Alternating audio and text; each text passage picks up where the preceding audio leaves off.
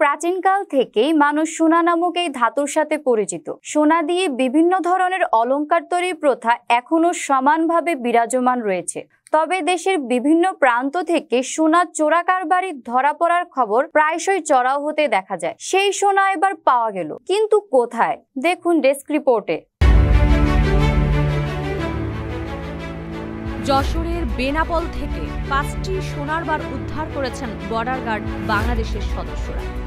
25 September সকালে বেনাপোল বন্দর থানার বেনাপোল কাঁচা বাজার এলাকায় এক মোটরসাইকেল আরোহীর প্যান্টের পকেটে বিশেষ ব্যবস্থায় রাখা সোনার বারগুলো উদ্ধার করা হয়।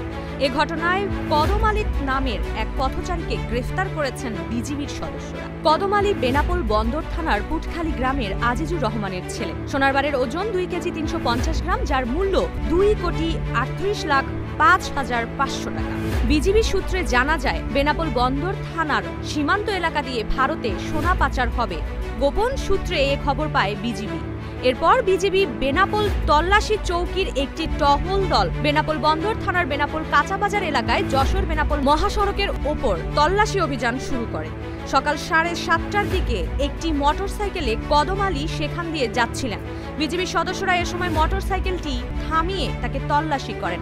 এ সময় তার প্যান্টের পকেটে স্কচ টেপ দিয়ে বিশেষ ব্যবস্থায় রাখা 5টি সোনার বার পাওয়া যায়। যশোর 49 বিজিবি ব্যাটালিয়ন অধিনায়ক লেফটেন্যান্ট কর্নেল সাইফুল্লাহ সিদ্দিকী জানান, কদম আলীর বিরুদ্ধে বেনাপোল থানায় মামলা হয়েছে।